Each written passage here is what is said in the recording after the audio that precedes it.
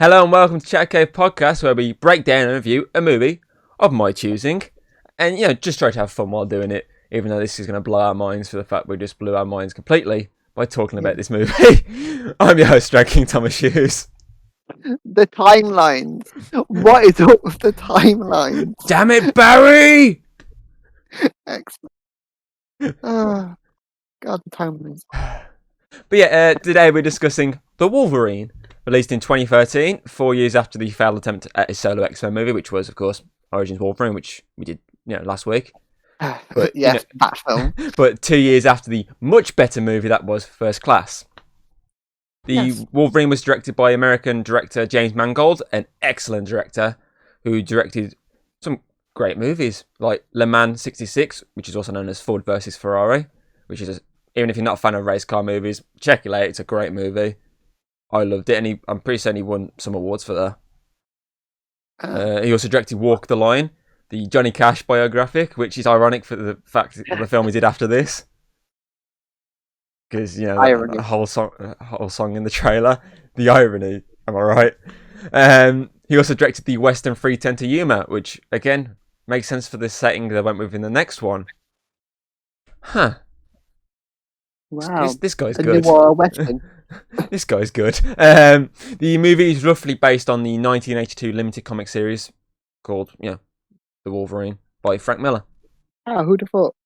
It's the one with that shot when he's got his claws up and he's got his cigar in the claws and he's pulling the face. Yeah. It's that one. Yeah, there's a little bit of brief information. So, let's do some early thoughts here, Hayden, without rating it. So, my early thoughts. This is an actual great movie. Yeah. I feel like this is one that flew under the radar, because if you look at some of the other sort of solo superheroes like Iron Man, Captain America, all those obviously were advertised as shit. Even Logan was advertised as shit, and everyone knew about these. But I feel like Wolverine's one that's looked over a lot and just kind of pushed to a side, which I don't think should be, because I think it's an incredible movie. Yeah. It's a great story with a lot of great action sequences, and obviously this is, as I said before recording, this is like the second film we ever watched in cinema together. The first being Iron Man 3, which, as I said, was ironic because the Origins Wolverine being a year after Iron Man, but a year before Iron Man 2, and this is a month after Iron Man 3. Oh, my head's exploding already. But yeah, I don't know why it just flew over the radar, or under the radar, either one. I think this is one of those films where it doesn't seem like it's important in the major X-Men story. Because obviously, you think about the first X-Men films were the ones that helped set up this massive love for superhero films.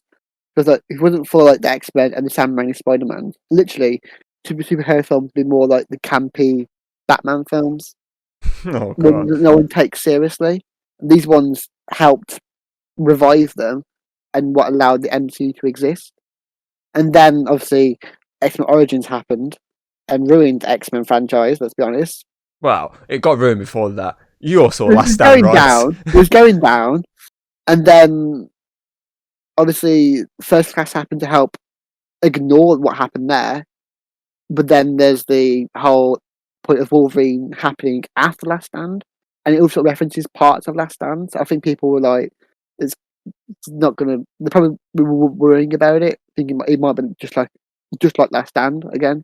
And just Wolverine was sort of ruined, shall we say, character-wise because of Origins. So much that they only use him as a cameo in First Class. A good cameo. A good cameo. But they didn't want to use that character fully.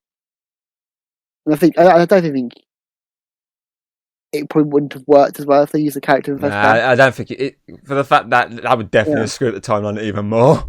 Definitely would have. But at least character-wise, it allowed Wolverine to happen. It worked better. This film we watch now, Wolverine, that helped revive that love for Wolverine.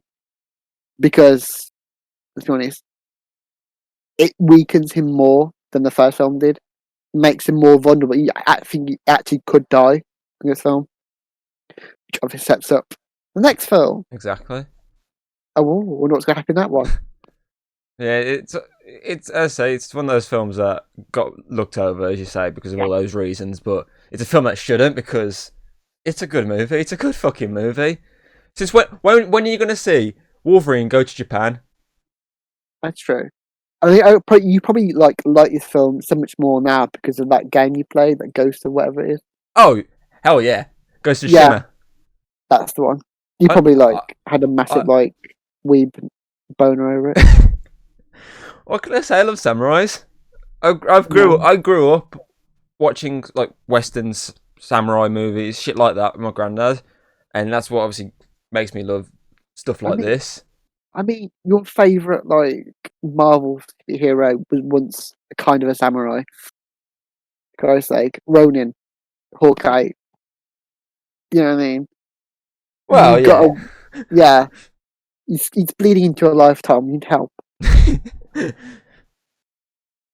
Please help me. Anyway, yeah, so there's some early thoughts. I've also got the online rating info for this one, just like I did last time. So on Rotten Tomatoes, this got a 71% rating from critics, which is a decent rating. It's actually quite a good rating. I feel like it's a bit higher than that, in my opinion. Mm. Uh, Audience, again, this is a bit low, but I feel like they'll just see this and go, that'll do.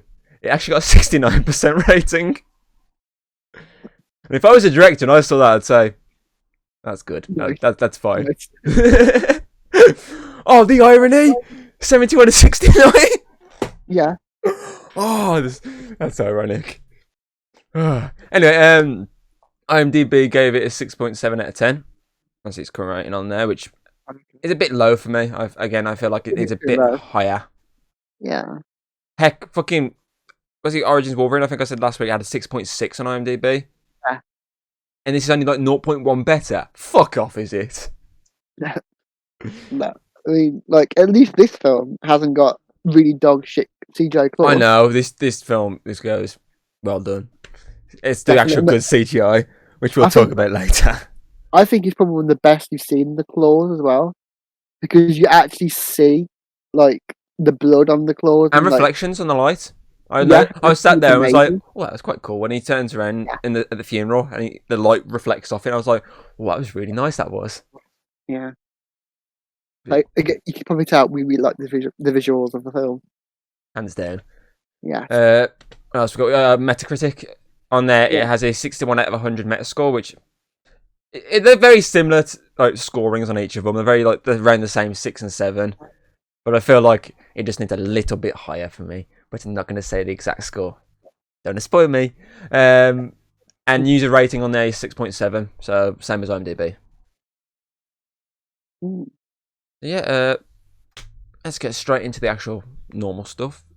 And let's talk about the opening sequence, the Hiroshima bomb sequence, which obviously showcases Wolverine trapped in a prison essentially, and the bomb goes off, and he has to save the old geezer. And there's this young Japanese soldier who obviously doesn't want to die like the rest of his colleagues have. But he's kind of having to because of tradition. Yeah. Until obviously Wolverine steps in and is like, whoa, don't still kill yourself. Come with me in this hole. Yeah. I think that is a bit of a little nod to the fact that he's supposed to be a traditionalist, but also look to the future as well. He knows when to change and when to want to survive all the time. So it helps him gain this little goal of, I don't want to ever die again, and to put into a position where I have to choose to die. You want to always survive, and that sort of leads onto the rest of the film. Yeah, I really like this sequence because it's something different to what you usually. Obviously, you go into this. It makes sense for the fact of the film being set in Japan that you get to see the Hiroshima bomb at the start. Obviously, timeline wise, it doesn't make any sense. Don't know where it fits in at all, but we'll move on from that. But I do like the sequence. Obviously, when he goes into the hole after obviously he pulls the guy out, and he has to cover him, and obviously the bomb goes off and fucking just burns the shit out of him. And that look of him when he's all burnt looked really good. And then And it's like then, healed back yeah, when again. he's healing, that looked even better. And the guy's just like, what the fuck? And he's just, obviously Wolverine's just there screaming in fucking agonising pain because he's just been fried by a nuke. And he's just like, Oh, whew, okay, we're going to stay down there for a bit. You know, yeah, radiation or... And yeah. I think it was the perfect start for a perfect movie.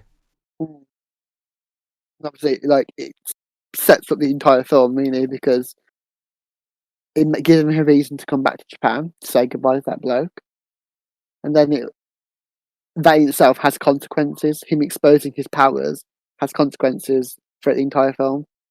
Obviously, this guy wants his powers, but will Wolverine give them up? We'll find out. Ooh. But yeah, it's similar to the origin of Wolverine. It's solid opening, but this time Yeah, it actually gets better. yeah. It has the opposite effect this time. Okay, we'll move on to casting characters, and this is where I'm going to go shit because my pronunciation of names are terrible, and most of these names Japanese. are Japanese or Russian in one case. For some reason, my it's really small, right? Okay, I'm gonna have to zoom in on this. Okay, zoom in. Okay, let's start this off. So we have Logan, obviously the Wolverine once again, Hugh Jackman. Oh, who would have thought? The film I'm going to name drop for him this time is the movie Prisoners with Jake Gyllenhaal, which is a great movie. Oh. We also have Mariko, played by, oh, for fuck's sake, here we go. Teo Akam. No, it's not the one. This is the daughter. Oh yeah. Teo Okamoto. Close enough. Was in Batman vs Superman. She was Lex Luthor's assistant. Oh. Another one he, blew up. Oh. That was her. The next one is the one you're thinking of. Yukio, yeah, played by Arrow. Rila Yeah. Fukushima. She was in Arrow. She always played Katana. Yeah. In both the... because she has. Oh, what series was she in? Uh, She was in the last series. I know she had a cameo in that one. she was started off in series 3. 3. Yeah, because it ends when he goes, "Oh no, Sarah! Oh no, I'm drowning too. Oh, China." Yeah, series 3. Yeah. I've jumped past it. I've jumped past like how we thought they were. So we'll go back.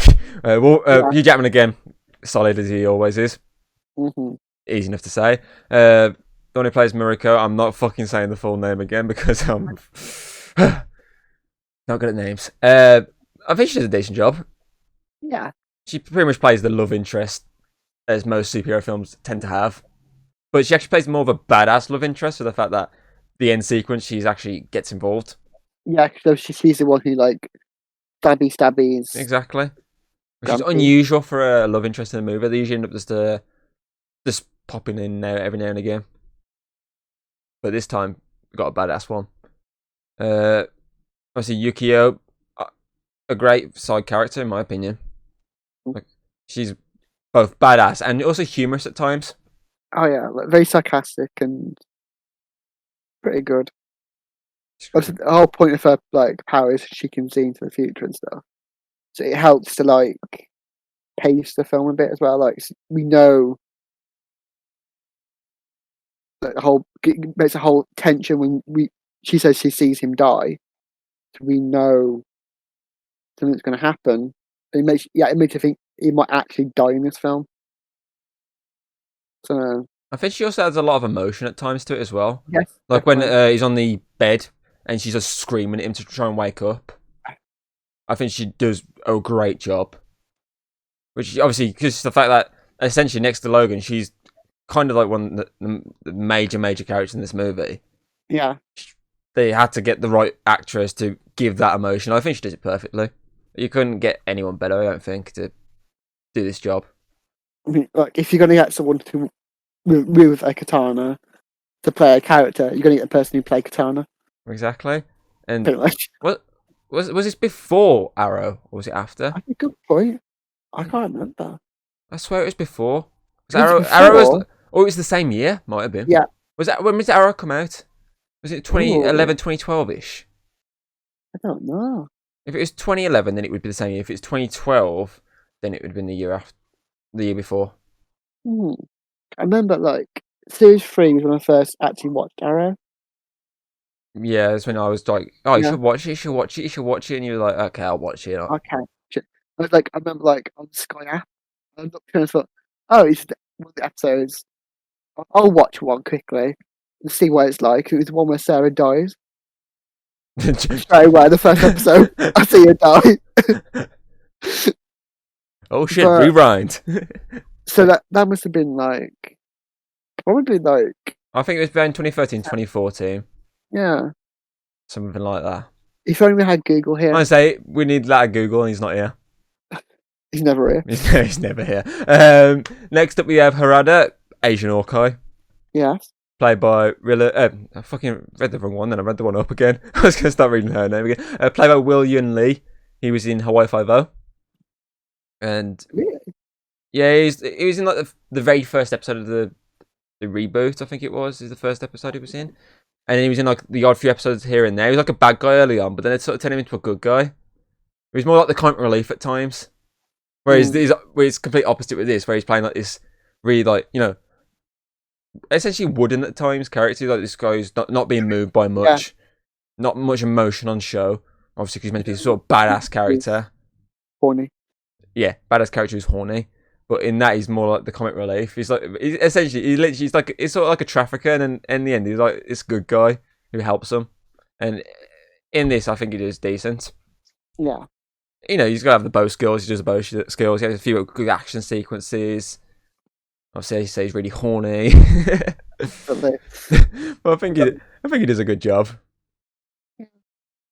What else we got? We have Shingen, played by Hiroyuki Sanada. He had the brief cameo in Avengers Endgame in the scene with Ronin. ironic. And obviously in this, he's sort of meant to be playing this sort of arsehole dad-like character, and I think he gets Yeah. it spot on. Every time you see him, you just go, Yeah. I want to punch this guy in the face, bit of a dick. And obviously, he's very satisfying when obviously something happens to him. Wolverine goes stabby, stabby, and he go die, die.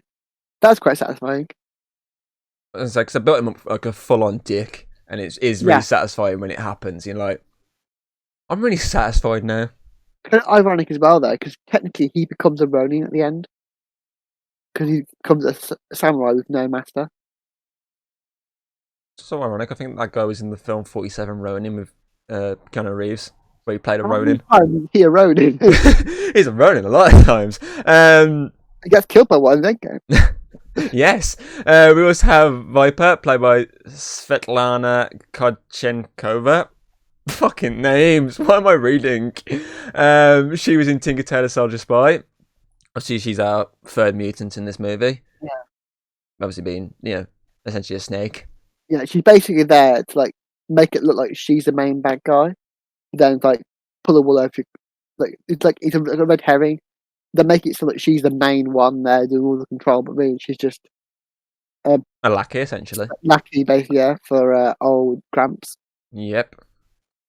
And I think she plays Viper quite decent. She plays it like this sort of bitchish character who very very like poison ivy. yeah Very poison ivy but blonde and snaky instead of planty. yeah. Alright, that's exactly. Next we have Naburo, who played by Brian T. He's in the Teenage Mutant Ninja Turtles Out of the Shadows movie. Where he played Shredder in that. And in this, for me, he's like fucking Blob in the last film. He's literally the character that's just like, oh, you need to go to this area over here. Yeah. He has no role in this movie apart from being the fiance of fucking Mariko and being a cheating asshole who is working with her dad. Literally, he's just in this film to go, hey Logan, they're over there. That's where you need to go. Oh no, fucking window ledge. Oh, there's a pool below me. This basically sums up his character. Nothing to say.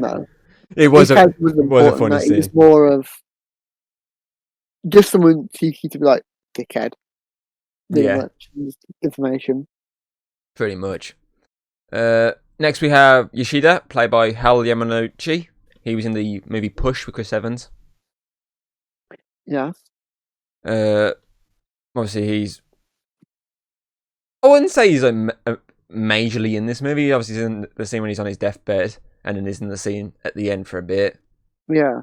So there's not much you can really say about him. He's similar to obviously Nibiru. He's the obviously, but in this case, he's obviously the bad guy. He's the main But bad guy. obviously, he's not like majorly acting as a lot of the others Yeah. are. So Because he's supposed to act like he's dead. yeah, Like, basically, we are made to believe he died early on in the film. And also, like, they're taking it, like, I think when Logan comes to Japan and they see, like, oh no, he's dead now, and it's take the body away. And the whole point of the funeral was supposed to, like, kick off all the action. But we all obviously have to believe he's dead in the end. Oh no, it's actually alive, and he faked his death, and the armor's keeping him alive so he can extract healing powers. And stabby stabby yeah, again. pretty A lot, much. a lot of stabby stabby in this film. Obviously, then we have young Yoshida, played by Yeah. Ken Yamamura, who was in the 2014 Godzilla movie, the one we covered last year in the podcast. He was in the past scenes with Bryan Cranston. Yeah, where the booms go off, and Yeah. then he sort of, at the end, the old version melded into the young version. And then back Basically, again. yeah. Yeah, so they basically played the same character, but He's meant to be a little bit weird. more alive, and Yes. but there's still probably about a similar amount of screen time. It's like they're major characters, but they're not majorly used, which obviously makes Yeah. sense for the plot purposes. And lastly, we have some brief cameo sequences that Hayden hates with Jean Grey, played once again by Famke Janssen, who was in the Taken trilogy. Yes. And Hayden hates those scenes. Those scenes were the only, like, is the only real criticism I've got of the film, is that they really took away from the film so much. They're only But- really there just to Yeah. go. Remember, this is still part of the Last Stand timeline, so Yeah, to that's remind pretty you much that it. happened. This is still part of that. Plus, also to give Logan PTSD. Like, do you remember that film that everyone hated? Yeah, keep remembering it. Come on, just keep remembering it by looking at me. I feel like we got a decent bunch of casting characters this time, Yeah. and to be fair, that's the good thing with the Wolverine trilogy. I think each film has a great bunch of casting characters. Mm-hmm. And obviously, you have the ones that aren't majorly used, and the ones that actually are majorly used, and the ones that have a little screen time but do a decent job with the screen time they're given. So it's a good thing with this trilogy. It's the main good thing it does. Plus, it builds up to the heartache at the end of the 2017 movie. It does build up to Very well.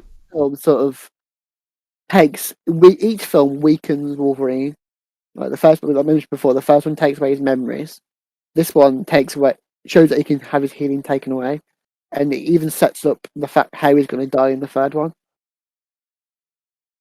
So Smart thinking. They do smart thinking. very good. Any smart thinking they do. That's That and right. make the occasional good movie, Yes. and at the half bad movies. Talk about the half bad movies. Anyway, moving on to our next category, obviously story. So Yeah. this start is basically Logan suffering PTSD to Last Stand before obviously going to Japan. Yeah. The middle is basically Wolverine trying to protect Mariko and falling in love with her randomly. Bit of Stockholm syndrome there. And the end is basically a rescue mission to get her back. Mm-hmm. That basically sums up the sort of layering of the plot. But I think as an overall story, I think they chose the right story for this movie. Mm-hmm. It's a lot better than obviously Origins Wolverine story, because obviously we kept saying that was very mediocre. Oh yeah, it's a massive improvement. This is a massive improvement. I can't really fault the story in any sort of way. It does a decent job of obviously showing Wolverine at the start, like this mess essentially, this bearded man living in the woods, to then obviously going to Japan and becoming normal again, and obviously showing that he's still this badass guy that can save the day, even though he can get injured this time. Yeah, he's still this guy that they need to basically beat the shit out of the bad guys, and I think it's a solid story basically. During the film, like it starts off, he has renounced the whole point of Wolverine. Doesn't want to be that anymore. He doesn't want to kill anyone anymore. But you can still see there is times when like it bleeds through. Like when he sees the bear He's like dying from this like poisonous arrows in him. He doesn't want to kill the bear, but he has to put it out of his misery. And that you can see like as like the first little step. Then obviously throughout the film, he starts killing more people because he knows he's got to try and protect them. And he's then near the end when he goes, obviously when it's against her father, that's when he fully announces he's Wolverine. Yeah, because he's like, I'm the He's Wolverine. Yeah, he's accepting his like what he's done in the past with everything that happened in the Last Stand, and it's like I've accepted that now. I want to live. I don't want to die anymore, kind of thing. Then obviously makes it more upsetting in the next film. Exactly. Oh god. I think they chose the right story to build up. Yes. That'd be this middle story in this trilogy. They chose the right one. We can't fault it. Yeah. Okay, so moving on to cinematography, and I think it's a lot. It is hands down, like the story, a lot better than Origins Wolverine. Definitely. I'm not obviously going to go into detail with some of the sequences because obviously in the action sequences, but the train sequence when he's fucking flying off on the train and everything, that was really good looking. Yeah. And I think a lot of the other shots as well. Obviously, there's the night shots at the end when he's fighting her dad, and he's in the rain, and he's there. Obviously, he's just standing there. That is really well shot. It looks really fucking nice. Lights like reflecting off the claws and stuff, and yeah, everything is just really well done.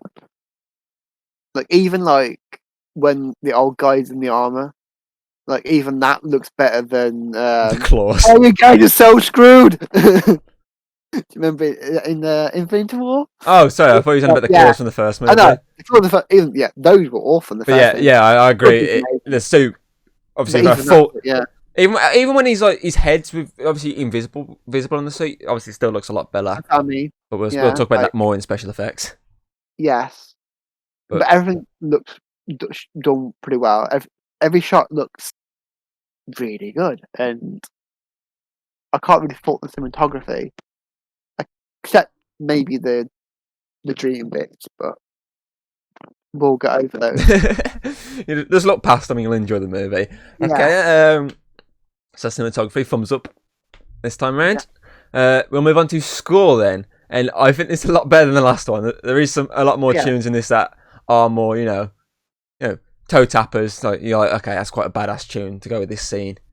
Obviously, last time we both thought. Well, you straight away thought that there was no song in it that really like stood out, and I obviously pointed out the fact that I couldn't hear a word of the music anyway. So, but I still agreed with you because I remember later on there's fuck all music that really like drew you into the film. Went, oh, that really suits that sequence. But I think this one does.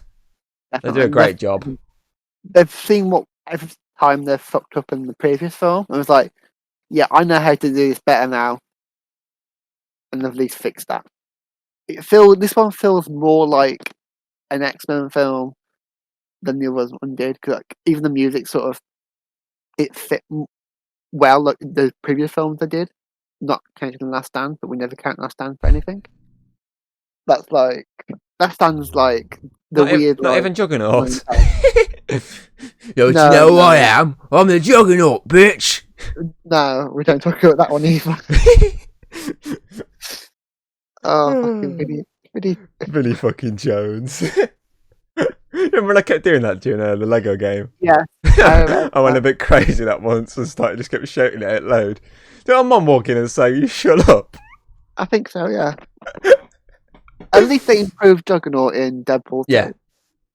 By thinking, how do you improve Juggernaut? Let's get Ryan Reynolds. To be fair, that just sums up a lot of these later X-Men movies. They looked at like the ones that failed. They went, okay, see if we can improve this a lot, and obviously same with the score here. They went, okay, let's make an actual good score that fits in the movie and would draw people in even more.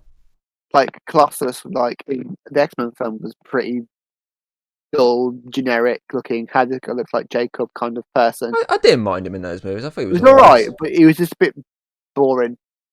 I don't think he was used as much. That's why. Yeah, that's what I mean. Like he wasn't really used. He was boring and he was like just there for a few sequences mainly. But obviously in Deadpool, he was more of a character. They gave him more of a personality, basically. Yeah, and they made him Russian, like he is in the comics.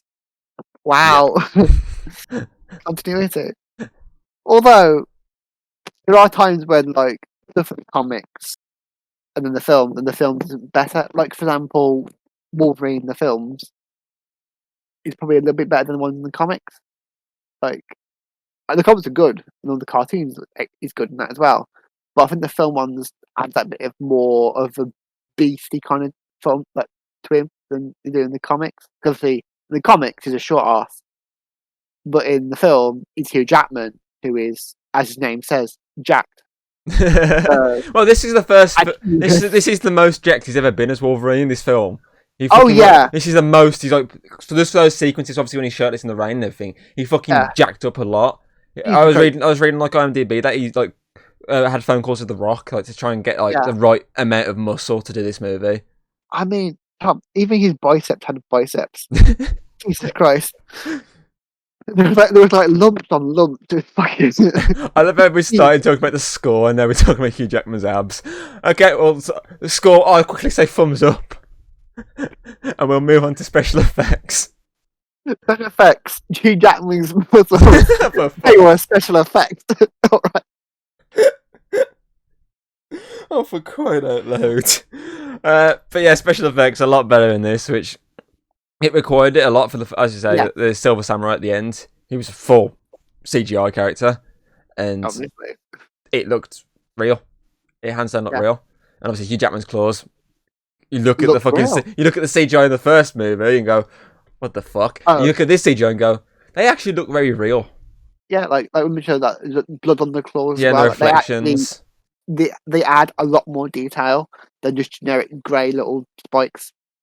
As we say, even the scene when obviously I said the samurai guy his helmet's off, you can see his head and it looks Yeah. realistic on there. Unlike the obviously Avengers version, which looks Yeah. a bit it looks very shoddy.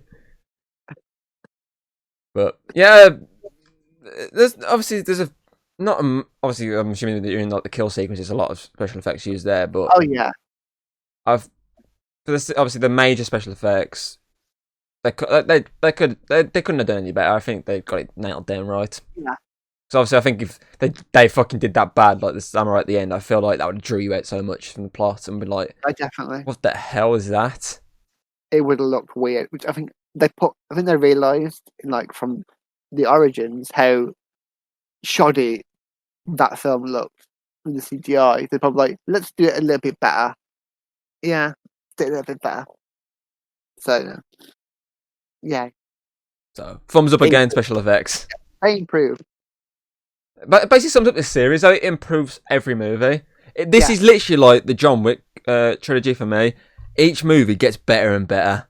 It's very rare for a fucking franchise to have movies that get better and better as they go along. Usually, sometimes they dwindle and Yeah. go down a bit. But to be fair to this franchise, the Wolverine trilogy, it started bad, so you can't get any worse than that. Yeah, it's like the entire X-Men films, obviously, they started off good, And then went bad. went good, and then went really bad. And it sort of, it left like a bit of a stain on their little record. And I thought, well, we'll try and improve it by doing a stellar film. That went even worse. And I was like, oh god, what the fuck did we do? I'm like, we'll do what we did before, but better. And it actually improved. Also, that's quite funny because if you think about it, obviously, I say the first trilogy, the original trilogy, X Men. Obviously, Yeah. it was good, better, worse, Really bad, and then oh my god, what the and fuck have we obviously, done? yeah, the Wolverine trilogy, bad, Yeah. good, amazing, and then the prequel quadrilogy went good, amazing, decent, and Yeah. just above average, and then obviously the Deadpool ones went good and even better. There's like a recurring theme here. The team up movies start good and start dwindling, whereas the solo movies start good and just get better, or in this case start bad, but either way, and then get better as they go along. So the solo ones are the opposite to the main ones. They get better, whereas obviously the main ones get worse. Oh, fucking hell. Let's just move on after that. Let's move on to the action. A whole lot of action. This You has love got action. yeah, I love action. This is your thing. Action. Go. Go. Okay, so the first action sequence is the bar fight. So obviously, following as you said, the bear death. When Wolverine puts the bear at misery, he goes to the bar and sees that guy, and he's like, "You killed that grizzly?" And he's like, "Oh yeah, I killed that grizzly." And he's like, "I want to buy this man a beer." And then he just stabs him in the hand. Gets smashed in the face, shows off his claws that look amazing now, and fucking, he's gonna go kill these guys, and then Yukio comes in and basically kicks her ass, and she basically, it's only like a short sequence, obviously her fighting, but it showcases her skills early on of how good she's with weapons and how she can take pretty much like multiple people out at once. Whereas Wolverine, obviously at this point, is just like standing back and watching, which is a bit weird because obviously, usually if you look at the first one, the sequence obviously when they're all fighting, it obviously showcases them all and their skills, whereas this is just Wolverine sitting back and just watching her skills, which is fine because she's really good at combat. So it's a decent sequence to then set up the rest of the movie and also set up her powers for the fact that she states, "Oh, they're going to die in like a week in the same truck." So this scene is literally there to both set him up to go to Japan while also setting her character up a bit more with her powers, so you can know who she is and whatnot about her. Mm-hmm. And obviously then there's a big gap now between the next fight, because obviously then we get to meet the rest of the cast, obviously when he's in Japan. And we get a bit of comedy as well, when he's in the bathtub, when he's getting cleaned by those two women, and they're trying to scrub his ass. He's like, whoa, whoa, whoa, no, I can do that. And that is the best action in the entire film. So that's what I find with this. Obviously, there's not a lot of comedy, but when they do comedy, it's done right. Obviously, this sequence is funny. The sequence when the guy gets thrown at the window later on is funny. It's obviously, when they do the little bits of comedy, it's done right. And this is one of them in the bathtub. And obviously then it moves on to obviously him seeing his old friend, Yoshida, and seeing that he's dying and whatnot.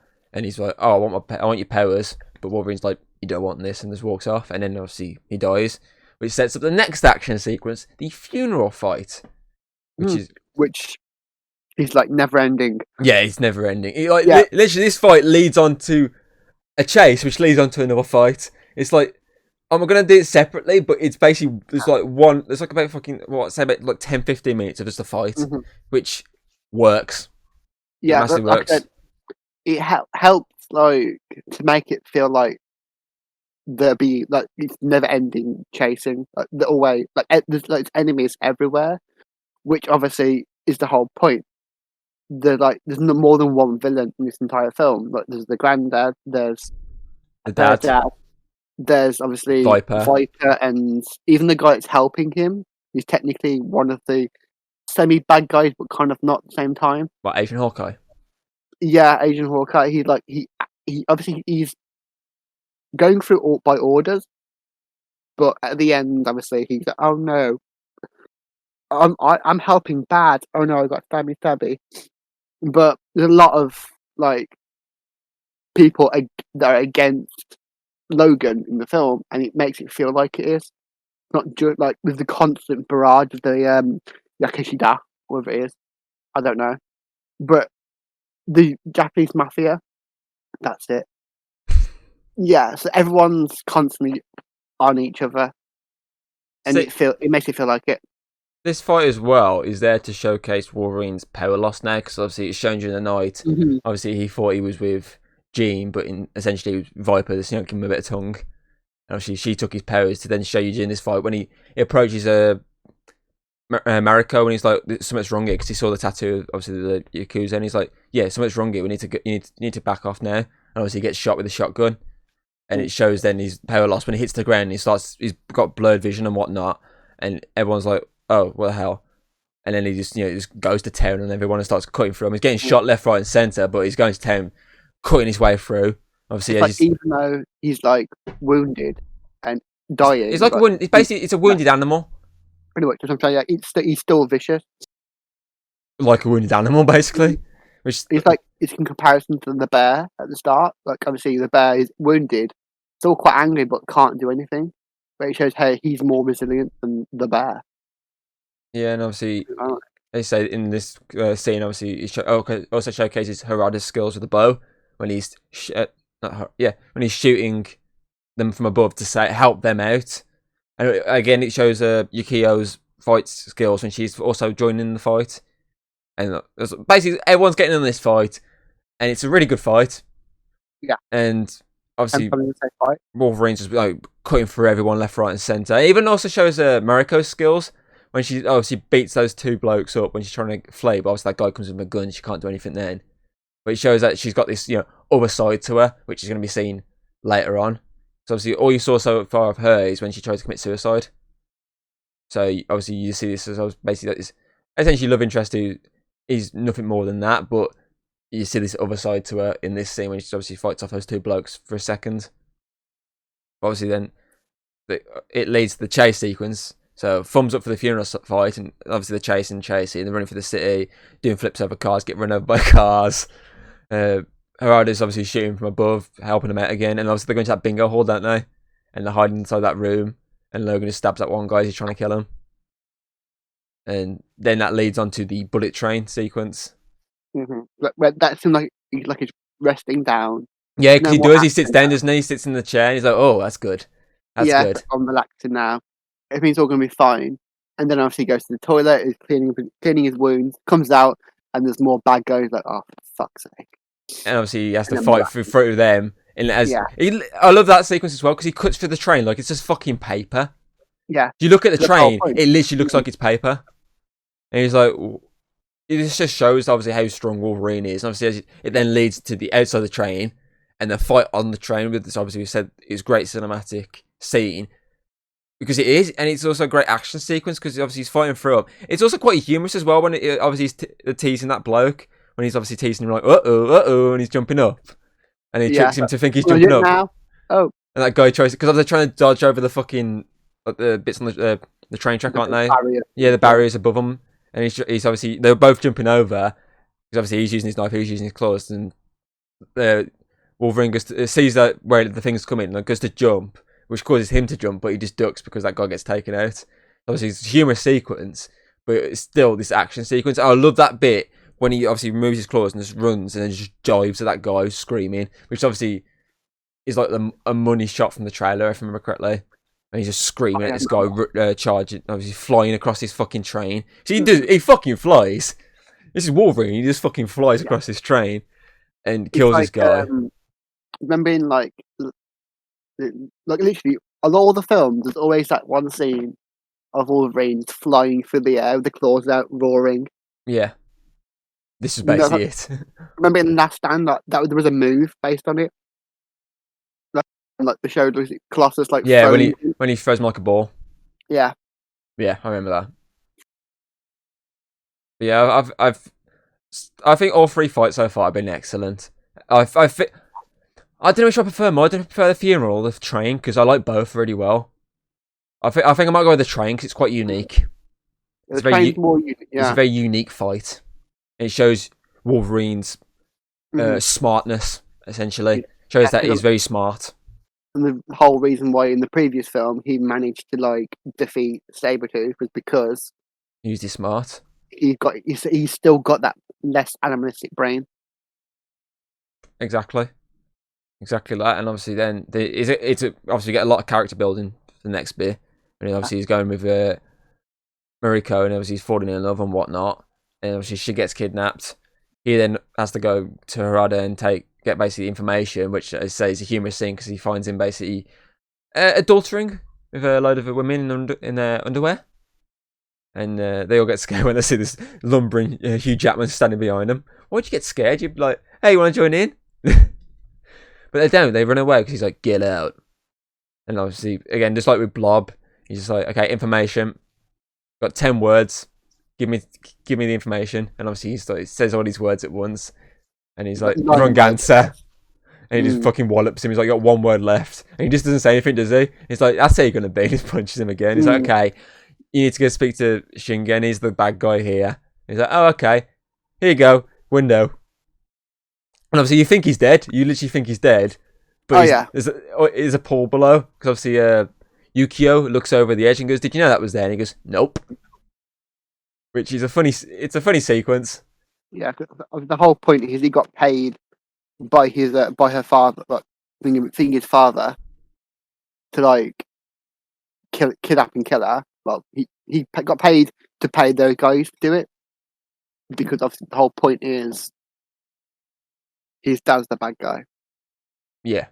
Because the whole point, well, of that scene because obviously she got given loads of money, but was going to get loads of money in her grandfather's will. She's going to be the head of the company and stuff. And that's the whole point, really, of her kidnapping. And then that's what caused this massive fucking fight in the films. Exactly. Never-ending fight. Exactly, because the fights never end. Because then it carries on now to when he has to, check his insides because he checks the fact that he's got the fucking that weird like creature attached to his heart, doesn't he? And he has to fucking cut it out. But fucking Shingen comes in and Yukio has to fight him, which is a good fight because it showcases both their skills with the katana. It showcases, even though he's obviously injured because Viper and that, or as he says, that Viper bitch has basically kidnapped Mariko this time, and he's now injured for the fact that she sprayed him, and he's having to fight her. And he's going a bit crazy, and obviously they're in this quite decent like one-on-one combat fight while she's there trying to duck and dodge over Logan's, essential corpse at this point. She's sort of he's like, on the table. She's like, oh shit. Makes like he's dead now. It's like, oh shit, what the fuck's going on? Which is obviously a call back to the fact she said, oh, I saw you on here with your heart in your hand. And obviously he has his heart. He hasn't got his heart in his hand, he's just got his claw in his chest. But obviously he eventually wakes up because you see him start to heal.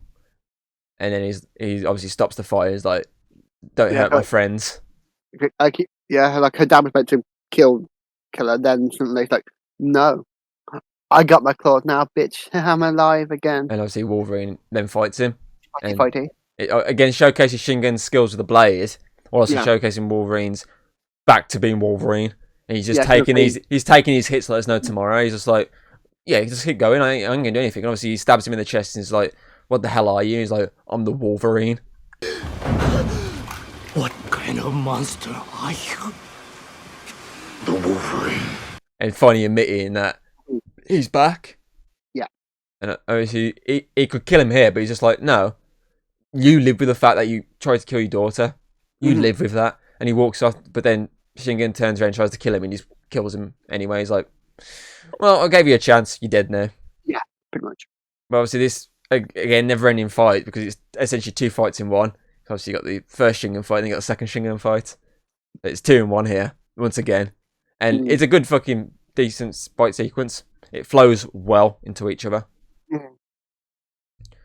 Obviously then it gives Wolverine the knowledge he needs now to go to the next fight, which is where he has to fight Harada and the ninjas.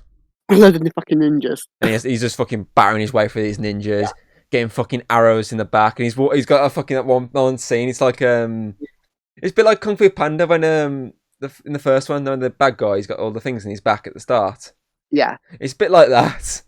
He's got all these fucking arrows in his back, and he's there walking. Training him from like moving. He's like, no, I'm going through this. Because obviously they're firing it because he started running, which showcases he's kind of not using his head in this situation. He's using more of his animal instincts. Like he's just trying to get to this destination. He's not really thinking, okay, they can hit me, but what? He's got his healing back, hasn't he?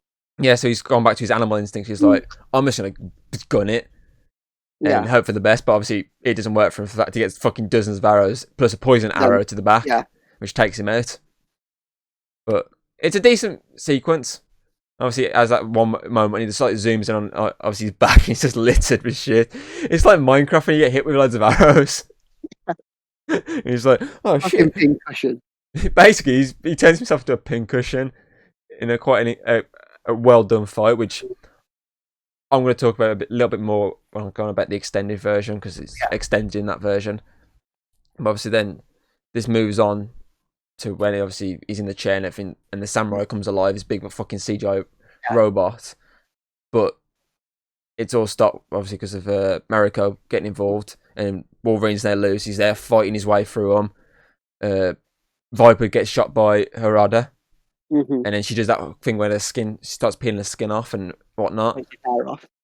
Yeah, it takes her hair completely off, and then we get the fights. We have obviously Yukio versus Viper, where we have Wolverine versus Silver Samurai. Yeah. Obviously, the Yukio fight.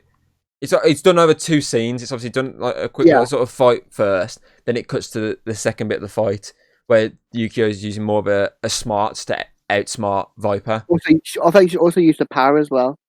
Like I think because she can tell when someone's going to die, because she knows how she dies, how Viper dies. So she use that to her advantage to cause it to happen. Mm. And obviously, again, obviously, this seems less fighty and more showcasing other skills, which is good. Yeah, you need that sometimes. Mm-hmm. But the one scene that actually does show fighty is the Wolverine versus the giant fucking robot samurai. The adamantium samurai. That too. It still looks like a robot, but oh well.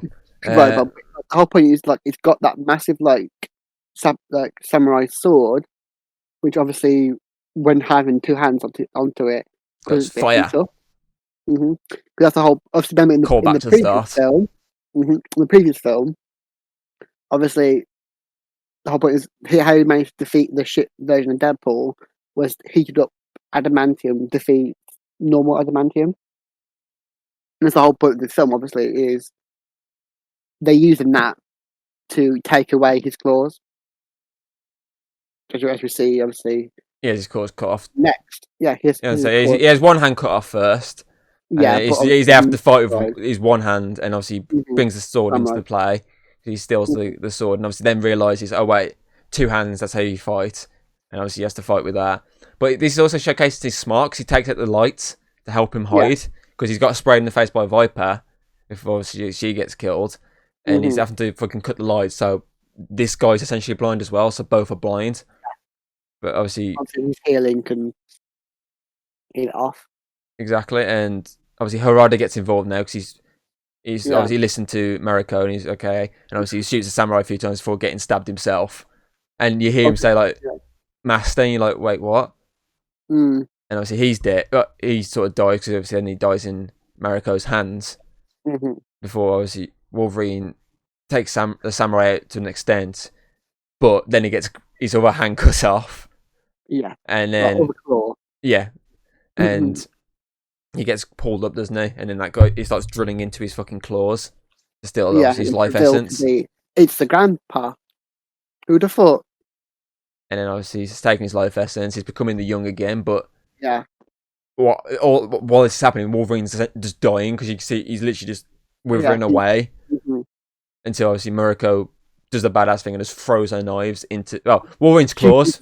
She throws it into the neck, and she approaches him, and he's like, granddaughter, come on, we can be together. I'm your granddad. And he's like, nope, I buried him. And then she just stabs him. Stabby. Which obviously releases Wolverine.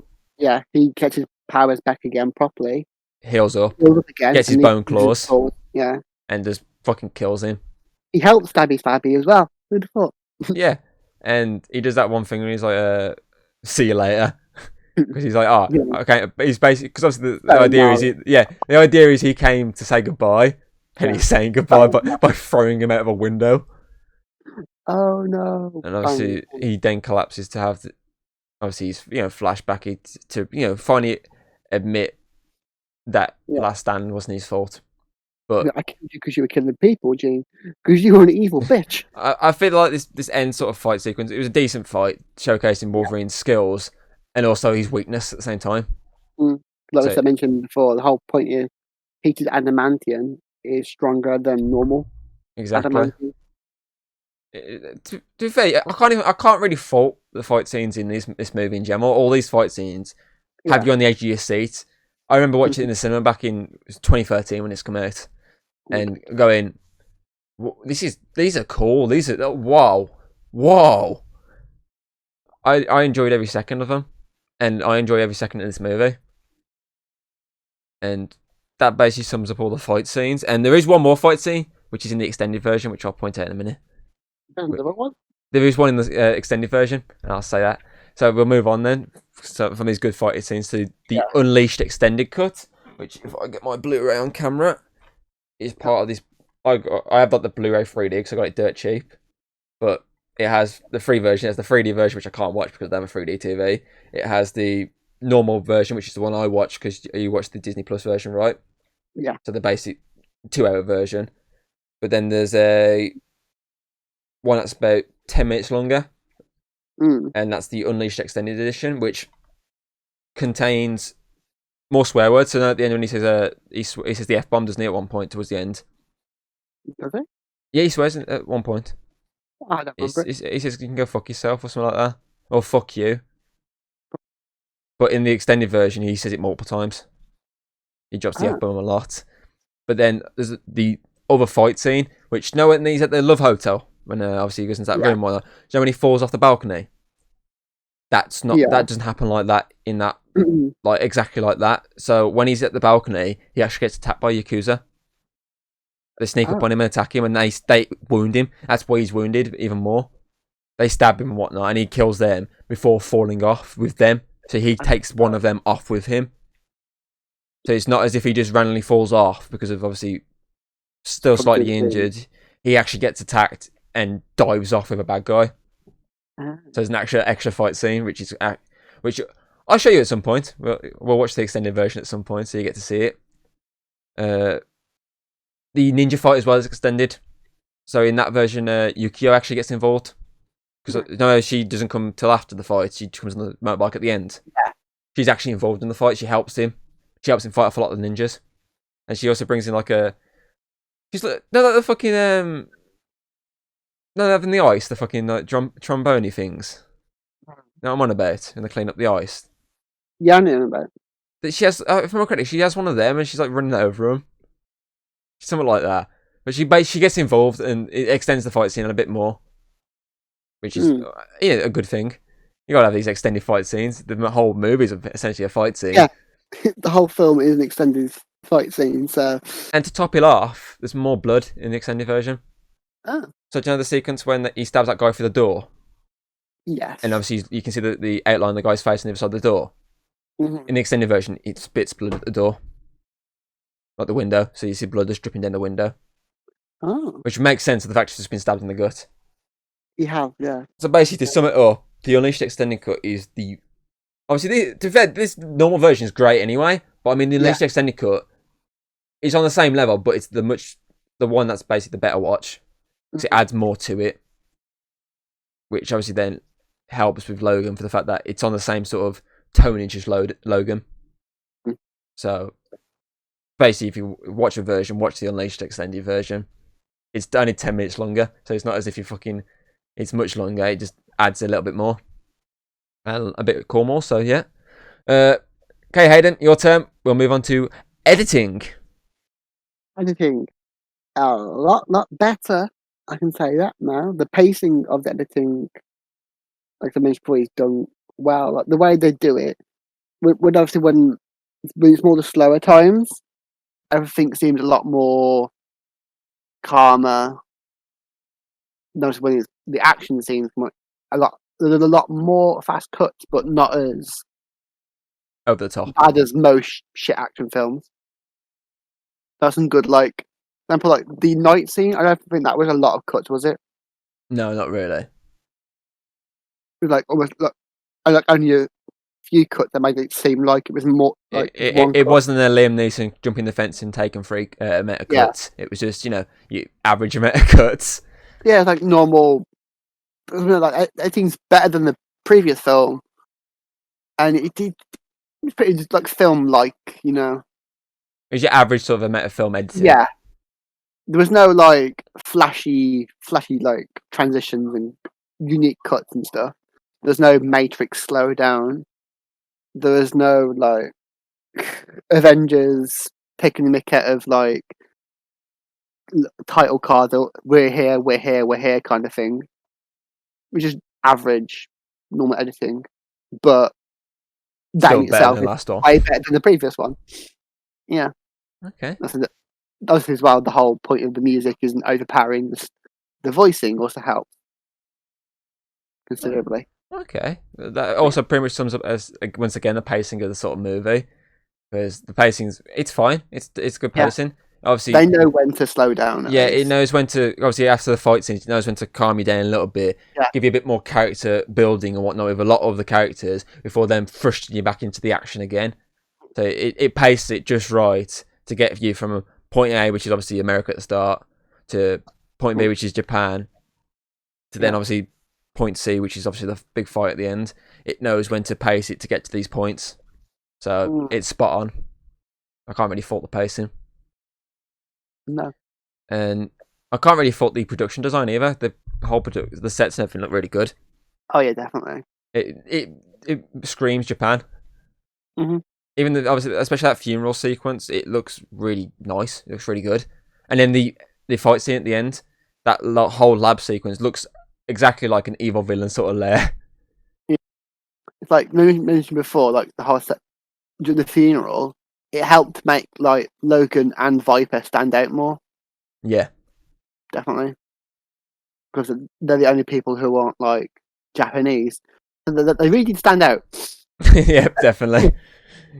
He looked like a fucking weird evil villain, and he obviously we know who he is, but like the whole point, like he was supposed to seem like an outsider that no one really trusted, anyways, and that's the whole point. Yeah, I agree with that. So yeah, production design great again. Moving on to script, and I think it's a good script. There's not really any like sort of cheesy dialogue lines. It's like this feels like a normal movie sort of script. Yeah. And obviously the one line that really stands out, which is like a really basic line, is obviously when he says "I'm the Wolverine." That's the most basic of lines, but it really stands out. Which is helped by obviously the editing and Hugh Jackman. It's a lot of stuff combined, and cinematography to make this sort of good line. And I just can't really fault the script. I think it's a good script. Which Kind of weird, like the standout lines in most films is like "I am." it's the most basic line. I am inevitable. That kind of stuff. But yeah, not a cheesy script, so that's good. So, lastly, obviously, the next two bits are the sort of endings. So the first ending for is the obviously no adamantium now, and obviously he's realizing Gene's death wasn't his fault, which obviously he's been building up the entire film him constantly. Obviously, seeing these flashbacks, he's like, okay, all this is my fault. Even at the first sort of flashback, he's got the blade in there. He starts screaming the name. But this obviously flashback is when he's like, no, it wasn't my fault. You were bad. I did the right thing. Yeah. So it's built it's built it up to this moment where he realizes I'm not a bad guy. I did the right thing to stop a bad guy, which is great. I think Definitely, it's character development. It's a great character development. He blames himself, and then at the end he realized it wasn't his fault. You couldn't ask for better character development there. No. It's spot on, and it's a nice way to sort of end the movie. And obviously, he just gets on a plane then, which is what I'm going to talk about a bit more when I talk about a deleted scene. So then, obviously, the next sequence is the after credit sequence. Which one? Was it one or two? I can't remember. One, I think, wasn't it? This is the Magneto one, isn't it? Yeah, that was the only. Yeah, I'm thinking like the end bit when he gets the outfit. Yeah, that's like I think I was remembering that as a deleted scene and not credit. You mean end credit scene? Yeah, I remember it as like end credit and then another one. It was a deleted scene, which is sad because it would have been cool in the movie, but we'll get to that in a minute. So obviously the end credit scene is where he goes to a airplane, obviously. Yeah. Airport. I don't want the metal detection. And yeah, as you say, he chooses not to have a metal detection even because of.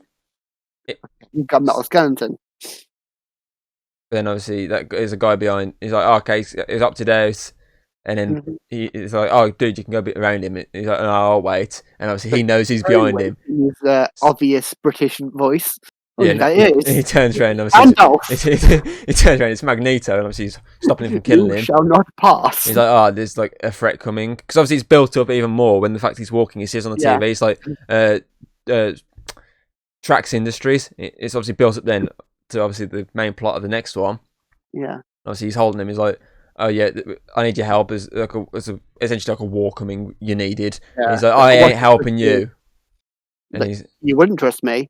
And then all he is you why see, is saying, oh, you can see everyone everyone trust on the slowing back. down, and he's like, oh And you're yeah, like, but you trust him, and Yeah. he knows then because he's like, wait, what? And he turns around, and behind him is Professor X, and he's like, They see me rolling. if that song hit, that would have been a 10 out of 10 movie, hands down.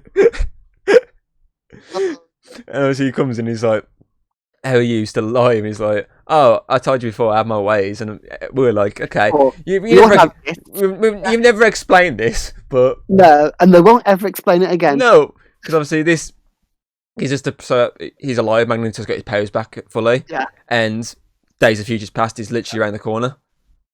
Because remember, like in Last Stand at the end, they sort of tease the fact that he's kind of getting his powers back. Yeah, because you see the chess piece slightly move. Yeah. And he's like, oh, okay, so that's interesting. But obviously, this is more to set up the fact that not only they're both back properly, but they're both on the same team. Exactly, which obviously then is moved on into Days of Future Past, which is by far the best team up X-Men movie out there. Oh yeah, definitely. And it's helped more by the again extended version. It's a great film that is because it cleaned up the massive errors in this timeline.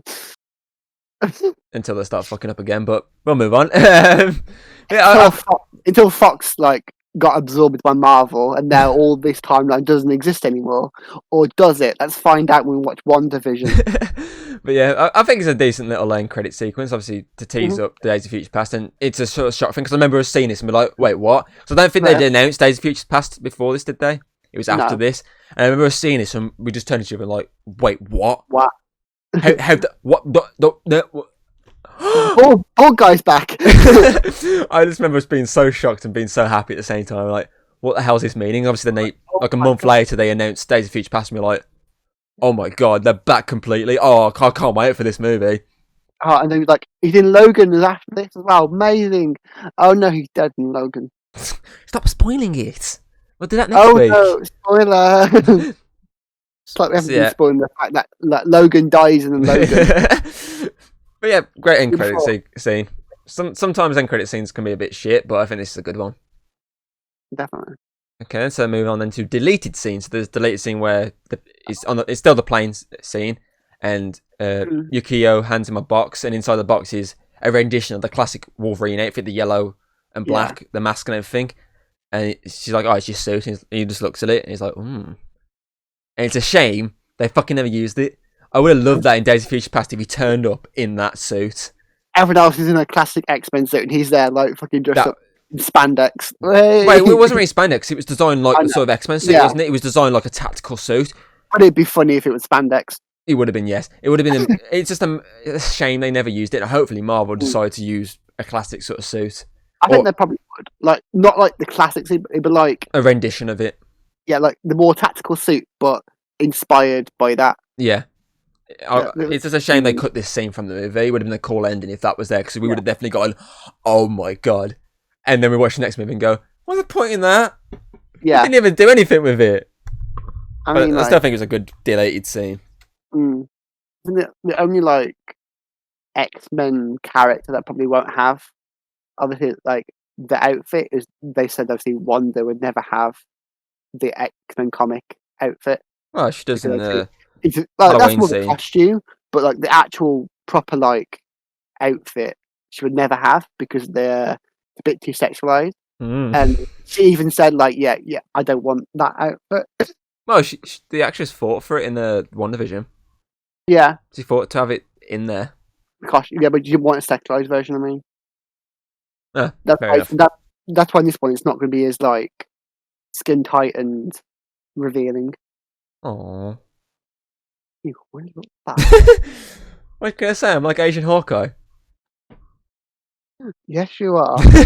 Anyway, today I think that pretty much covers everything. So, lastly, Hayden, it is time for us to both give ourselves a rating for this movie. So, I'm going to give the Wolverine a solid 8 out of 10. Even the extended version, I feel like there's still something missing to stop it from going to that 9. Yeah.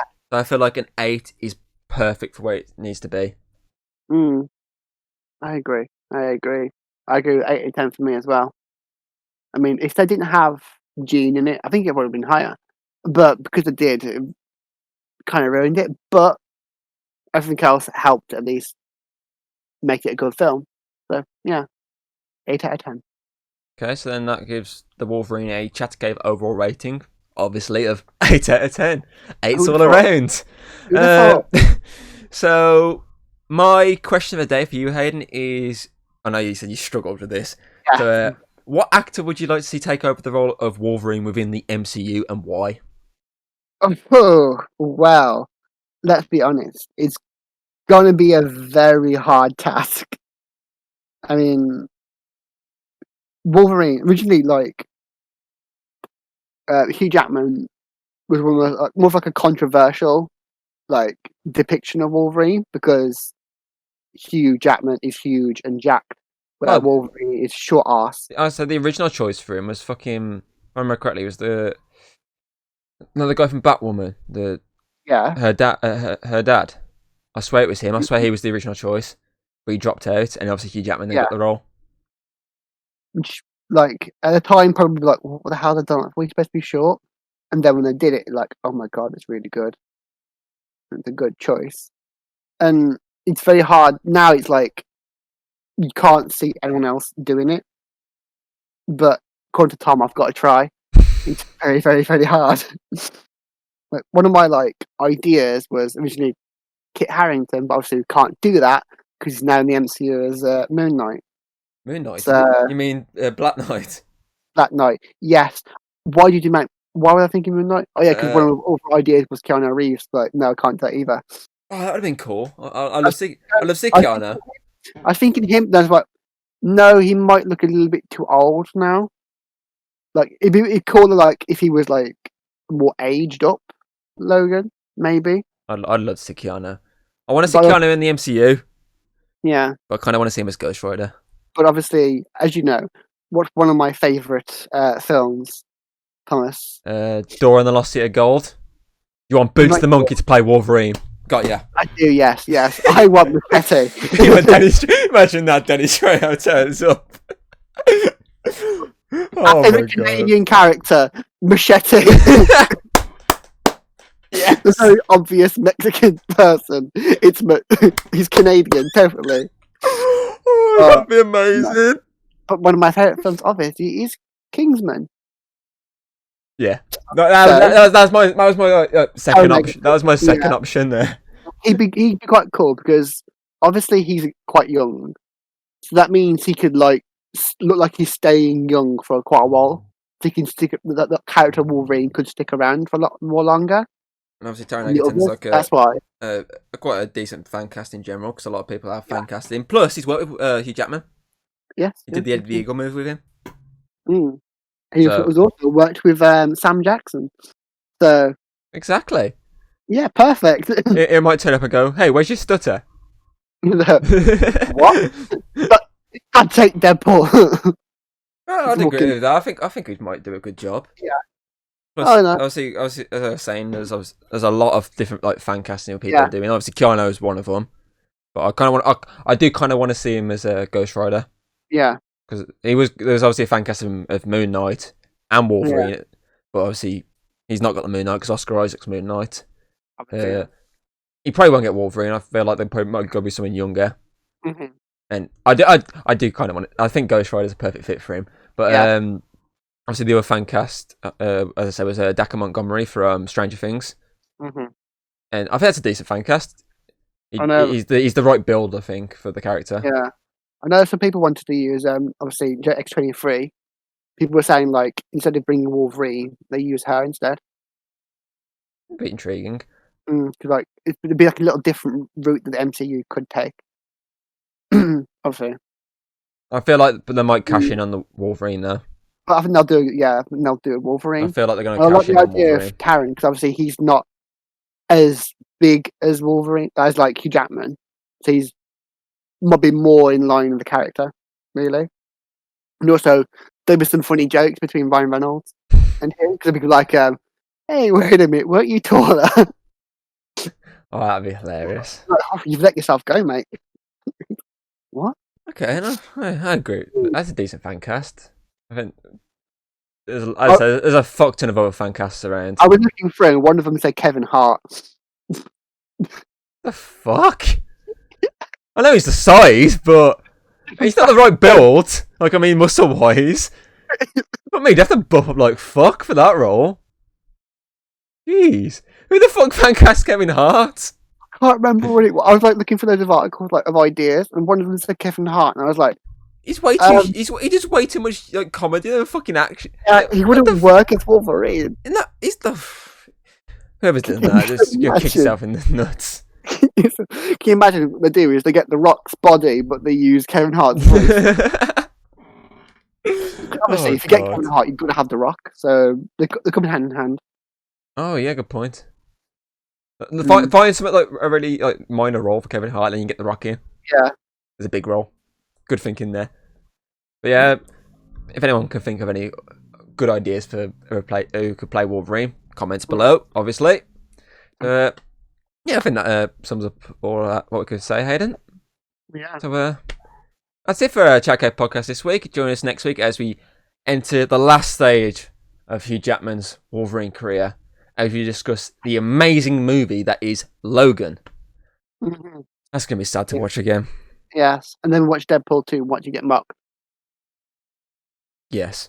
But yeah, until then, I've been your host, Drinking Thomas Hughes. Yes, and I can see in your future, Tom, you're going to be lying in your back, blood covered in everywhere, and you're holding your heart in your hand. That's right. You're wanking yourself off again tonight. Yes! No, I already done it this morning. I can't. You, Tom. Huh. Well, I'm going to try this instead. So, let's see if I can get this right. Gokigenyo. Which is like, have a nice day or something like that in Japanese. Okay, you probably butchered that awfully. I probably did. It sounds very weird listening to it on Google Translate, so fuck it. I believe you've been cancelled, Tom. And I believe you've been cancelled. I didn't say anything racist either. Oh, shit.